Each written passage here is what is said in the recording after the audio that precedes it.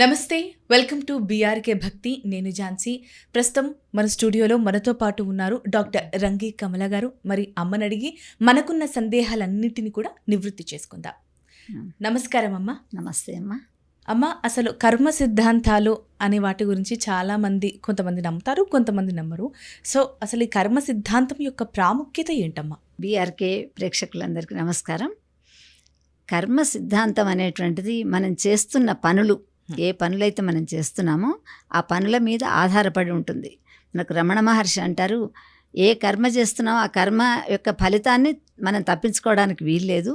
ఒకవేళ ఇప్పుడు తప్పించుకున్న వడ్డీతో సహా అది అనుభవించాల్సిందే అని చెప్పేసి చెప్తుంటారు. అదేవిధంగా మన ప్రాచీనులైనటువంటి వాళ్ళు చాలామంది కూడా ఈ కర్మ సిద్ధాంతాన్ని తప్పకుండా నమ్మడం, అది ఇప్పుడే జరుగుతుందా, కొన్నాళ్ల తర్వాత దాని యొక్క ఫలితం జరుగుతుందా అనేటువంటిది లేదు. మనిషి ఏ కర్మనైతే చేస్తాడో ఇక్కడ సంపాదించినటువంటి డబ్బు కానివ్వండి, మేడలు, నగలు ఏదైనా కూడా పట్టుకు వెళ్ళడానికి లేదు. ఏది తీసుకొని వెళ్తాడు అంటే చేసినటువంటి కర్మ యొక్క ఫలితాన్ని తీసుకొని వెళ్తాడు. వెళ్ళేప్పుడు పాపం పుణ్యం అని చెప్పేసి రెండు ఉంటాయి. పాపకర్మ, పుణ్యకర్మ అని చెప్పేసి. పాపాన్ని చేసినటువంటి సమయంలో ఆ కర్మను అనుభవించేటప్పుడు దుఃఖం వస్తుంది. కొంతమంది కర్మఫలాన్ని గురించి, కర్మ సిద్ధాంతాన్ని గురించి వాళ్ళు దూషిస్తుంటారు. ఆ దూషించడానికి లేదు. మనం చేసినటువంటి కర్మ మన వెంటనే ఉంటుంది కాబట్టి ఇది ఏ జన్మలో చేసిన కర్మను ఎందుకు అనుభవిస్తున్నాను, నాకే ఇన్ని కష్టాలు ఎందుకు వస్తున్నాయి అని కొంతమంది అనుకుంటుంటారు. అయితే కర్మణ్యవాది కారస్థేమ మనకు భగవద్గీతలో చెప్తాడు.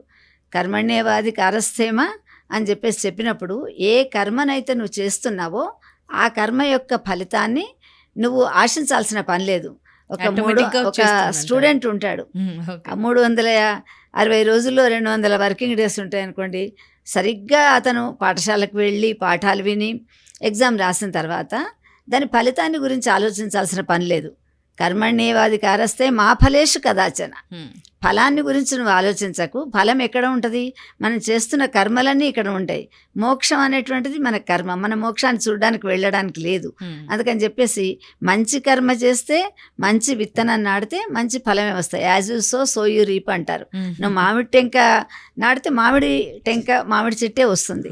వేపగింజ పెట్టి మామిడి పండు రావాలంటే ఎలా వస్తుంది? రాదు కదా. అందుకని చెప్పేసి ఏ విధమైనటువంటి ఫలితాన్ని నువ్వు కోరుకుంటే ఆ విధమైనటువంటి కర్మని ఆచరిస్తూ పోవాలి. కానీ మానవ సహజం, కొన్ని మంచి కర్మలు చేస్తారు, కొన్ని అనుకోకుండా దుష్కర్మలు కూడా చేస్తుంటారు. తెలిసి తెలియకుండా చేసినటువంటి సమయంలో ఆ కర్మ యొక్క ఫలితాన్ని ఎవరు అనుభవిస్తున్నారు అని చెప్పేసి అంటే రాజపాపం పురోహిత అని చెప్పేసి అంటారు. తల్లిదండ్రులు చేసినటువంటి పాపపుణ్యాలు ఉంటాయి, అవి కొంతమంది పిల్లలకు తగులుతుంటాయి. పిల్లలకు చదువులు రాకపోవడం, పెళ్ళిళ్ళు కాకపోవడం, వచ్చిన మంచి భార్య రాకపోవడం, ఇలాంటివి ఎందుకు వస్తున్నాయి అని చెప్పేసి అంటే వీళ్ళు చేసినటువంటి వీళ్ళు అత్తమ్మ వాళ్ళకు చేయడం లేదు. వాళ్ళు మాకు ఇంతకుముందు ఉమ్మడి కుటుంబాలు ఉండేది, కానీ మా పిల్లలు మా చదువులు మా వాళ్ళనే చూసుకుంటాం అని చెప్పేసి వాళ్ళు పట్టణాలకు రావడం, చదువులకు వెళ్ళడం, దూర ప్రాంతాలకు వెళ్ళడం వలన కనీసం వాళ్ళని పలకరించడం కూడా లేదు. అంటే మనకు కాట్లీడర్స్ అంటారు.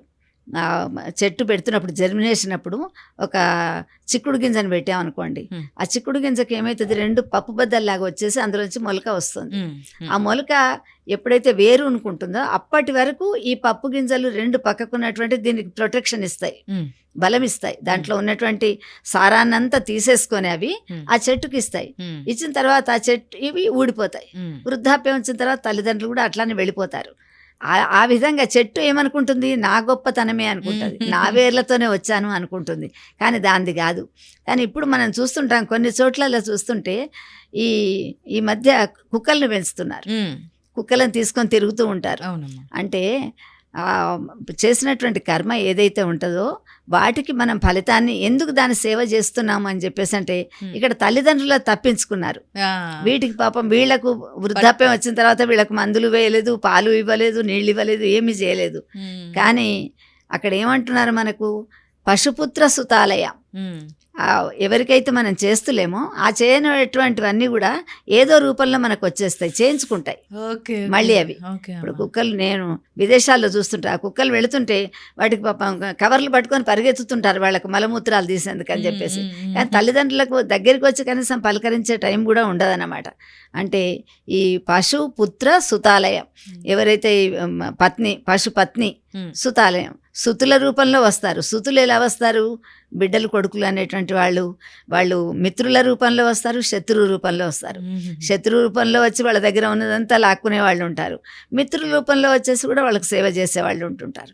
అందుకని చెప్పేసి ఈ కర్మ నేను నాకెందుకు వచ్చింది, నా పిల్లలకి ఎందుకు ఇలా జరుగుతున్నది, నా పిల్లవాడికి ఎందుకు పెళ్ళి అవుతులేదు అంటే నువ్వు కోడలుగా నీ ధర్మం చేయలేదు, నీ కోడలు వచ్చేది అనేటువంటిది నీకు లేదు. మరి ఎందుకు చేసావంటే ఇంతకు ముందు అయితే వచ్చే జన్మలో వస్తుంది, పూర్వజన్మలో చేసినటువంటివి ఇప్పుడు వస్తున్నాయని అనుకుంటారు. కానీ కలియుగంలో అలాంటి లేదు. ఇప్పుడు మీరు చేసినటువంటిది వెంటనే బాలు ఎంత స్పీడ్గా మీరు కొడుతున్నారో అదేవిధంగా మనకు రిజల్ట్ కూడా వచ్చేస్తున్నది.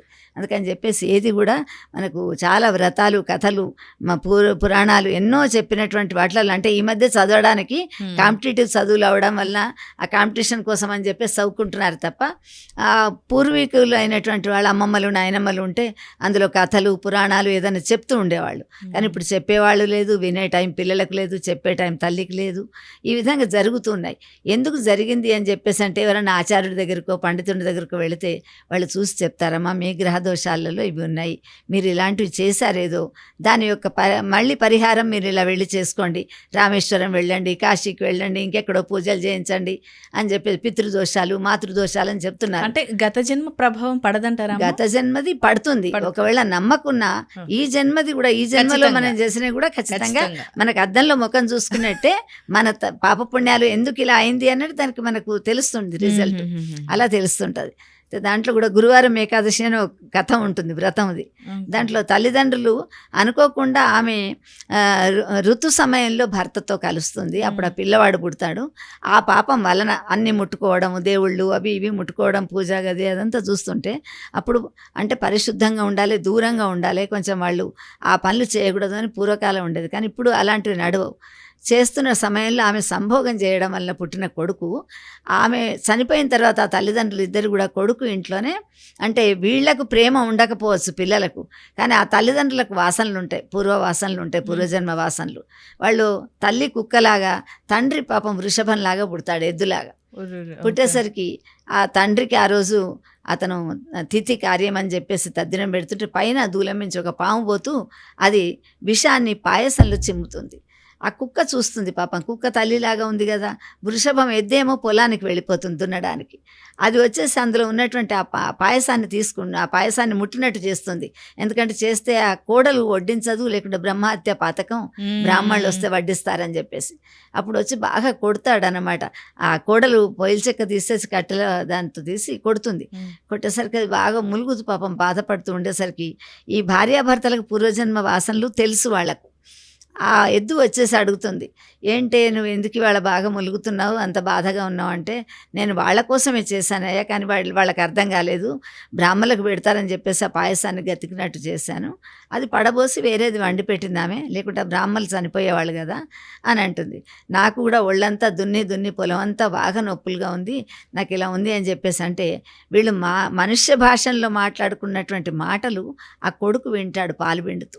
విని అయ్యో మా తల్లిదండ్రులు ఇలా వచ్చారు, చనిపోయినారని చెప్పేసి వాళ్ళకి శ్రాద్ధకర్మ చేశాను, ఉన్నవాటికి నేను తిండి పెట్టలేదు అని చెప్పేసి బాధపడుతుంటాడు. అందుకని ఏదో ఒక రూపంలో మన ఇంట్లో మళ్ళీ ఆ విధంగా ఆ జంతువుల రూపంలో వాటి రూపంలో వచ్చి వాళ్ళ రుణం తీసుకొని వెళ్ళిపోతుంది. అంటే లెక్కన ఏది జరిగినా ఏది మన జీవితంలోకి వచ్చినా ఒక కారణం ఉంటుంది, తప్పకుండా ఉంటుందమ్మా. కార్యకారణాలు అని చెప్పేసి అంటారు.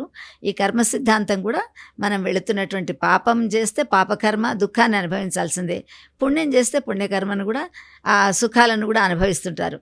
వాళ్ళు ఏంటి ఈ జన్మలో ఏమీ చేయలేదు అయినా చాలా సుఖంగా ఉన్నారు అని అనుకుంటుంటాం. మన కొంతమంది మేము పూజలు వ్రతాలు అన్నీ చేస్తున్నామండి, ఎన్ని చేసా కూడా మాకు ఇలానే ఉంది అని చెప్పేసి అనుకుంటారు. దానికి కారణం ఏంటంటే వాళ్ళు ఇంత గత జన్మలో చేసినటువంటి కర్మలన్నీ కూడా మళ్ళీ మనకు వెంటనే రిజల్ట్ లాగా వస్తూనే ఉంటాయి. అది మన గొప్పతనం అని చెప్పేసి అనుకుంటాం, కానీ దాని వెనుక ఉన్నది కర్మ సిద్ధాంతం తప్పకుండా. అందుకని కర్మ సిద్ధాంతాన్ని నమ్మాల్సిందే. మిగతా దేశాల వాళ్ళు కూడా ఇప్పుడిప్పుడు నమ్ముతున్నారు. ఇంతకుముందు అంటే భారతదేశం అన్నిటికీ కూడా ఒక దేవాలయం లాంటిది. మన దగ్గర మిగతా దేశాలలో కొన్ని $1,000 మిలియన్లు సంపాదించుకోవచ్చు, కానీ దశావతారాలు ఇక్కడే పుట్టి పెరిగి తిరిగినటువంటిది. మరి ఒక్క అవతారం కూడా అక్కడికి వెళ్ళలేదు కదా. మొన్నటి సత్యసాయిబాబా దగ్గరికి కూడా 180 మంది దేశాల వాళ్ళు వచ్చారు ఇక్కడికి.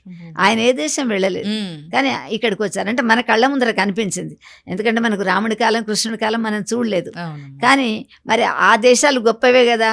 అక్కడ ఉన్నటువంటి దేశాలలో మట్టి ఉండదు, అక్కడ దుమ్ము ఉండదు, దుమారం ఏది ఉండదు, చక్కగా ఉంటుంది. అలాంటి వాటిలో మరి దేవుడు ఉండొచ్చు కదా, అక్కడ పుట్టలేదు. మరి మొత్తం దశావతారాలు మన దగ్గరే పుట్టినాయి, మన దగ్గరికి అందరు వస్తున్నారు. ఇప్పుడు అన్ని దేశాలు కూడా ఈ దేశం కిందికే వస్తాయి అని చెప్పేసి అంటున్నారు. అది ఎప్పటి నుండో అంటున్నారు, ఇప్పుడు మనకు కనిపిస్తున్నది. యుద్ధాలు, వాళ్ళల్లో వాళ్ళు కొట్టుకోవడాలు, చేయడాలు, బాంబులు ఎన్నో చూస్తున్నాం మనం. అందుకని చెప్పేసి భారతదేశం కర్మ సిద్ధాంతాన్ని బాగా నమ్మినటువంటి దేశం ఏది అంటే మన దేశం, మన సనాతన ధర్మం, మన హిందూ ధర్మంలోనే ఈ గొప్పతనం ఉన్నదన్నమాట. ఓకే అమ్మా, కర్మ సిద్ధాంతాల గురించి, వాటిపై మనం పెట్టుకోవాల్సిన నమ్మకాల గురించి కూడా చక్కటి వివరణ ఇచ్చారమ్మా. ధన్యవాదాలు. నమస్కారం.